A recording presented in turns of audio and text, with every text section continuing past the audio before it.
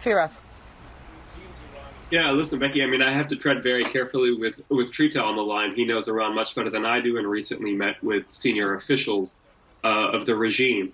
But my sense is that there were two camps there in Iran, one arguing not to be baited into an all-out war, a direct war with Israel. That has been the line that prevailed so far. It's reflected also in Hezbollah's position in Lebanon, where they really have sought not to escalate against Israel and keep the conflict until now limited to a largely border conflict, a war of attrition with Israel. Clearly, with the assassination of Hassan Nasrallah and the decapitation of Hezbollah's leadership, and we have to highlight that an Iranian IRGC general died in that bunker directing that war together with Hassan Nasrallah. Clearly now the other line in Iran, the one that basically argues that, hey, we have to escalate to restore a semblance of much lost deterrence over the past year. That line seems to be coming to the forefront, and therefore the late news about a direct response from Iran against Israel. And let me just remind our viewers what we are just getting into CNN. The White House says that Iran is preparing an imminent ballistic missile attack against Israel. And let me read the full statement again, just for the benefit of those who may just be joining us. Quote, the United States has indications that Iran is preparing to imminently launch a ballistic missile attack against Israel. We are actively supporting defensive preparations to defend Israel against that attack. A direct military attack from Iran against Israel will carry severe consequences for Iran. Firas, Trita, I want to get back to where we started this conversation, and with the Arab Muslims bloc's concerted effort, supported by many across the international community, to push for a ceasefire here in Lebanon, but also widening the aperture and, most importantly, in Gaza, and the establishment of a Palestinian state. Hear what the UAE's diplomatic advisor to the UAE president told me last week.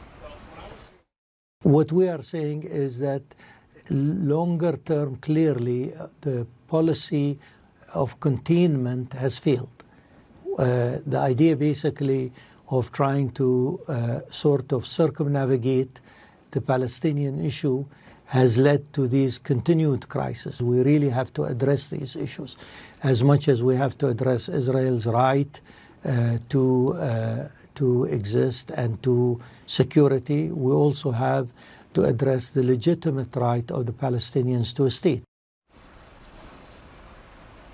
And he talked about pushing for a new architecture, navigating a new Middle East. This is a country that has relations, has re-established relations with Iran, as has Saudi Arabia. There is a Gulf position, keep Iran close in order to work with Iran rather than Iran acting against these Gulf countries and around the region. There do seem to be sort of two narratives working in tandem across the region at present, an unwavering agreement for the need for a viable pathway to Palestinian statehood, and that is being very specifically led by Saudi Arabia at present, who say that they will not normalize relations with Israel and push for further economic integration without that. And at the same time,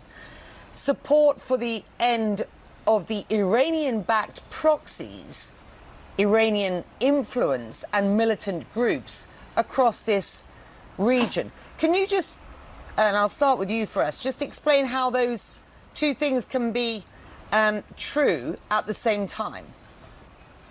Well, Becky, it's a very careful and delicate balancing act that the GCC countries and other moderate Arabs, Jordan and Egypt amongst them, Morocco also comes to mind, are trying to strike here between, on one hand, keeping and normalizing relations with Iran, as we saw earlier in the year, but also pursuing conditional normalization with Israel, premised on the creation of that Palestinian state. And